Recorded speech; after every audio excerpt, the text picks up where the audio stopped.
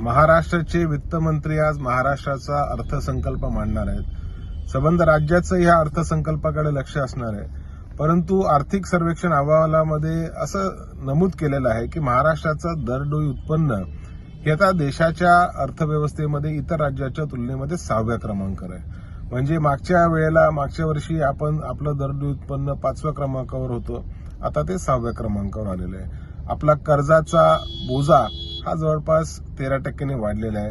व्याजाचा बोजा हा 15% वाढलेला आहे. अशा परिस्थितीमध्ये निवडणुकांना डोळ्यासमोर ठेवून कदाचित विद्यमान सरकार एक अर्थसंकल्प मांडेल, परंतु राज्याच्या कर्जाचा जो बोजा आहे तो कमी कसा करणार? राज्यामध्ये नवीन प्रकल्प येत नाही, नवीन उद्योगांची निर्मिती होत नाही, रोजगाराची निर्मिती होत नाही आणि एकीकडे कर्जावर कर्ज, कर्जावर कर्ज, व्याजावर व्याज, व्याजावर व्याज अशा पद्धतीने एकंदरीतच राज्याचं वित्त विभागाचा कारभार सुरू आहे.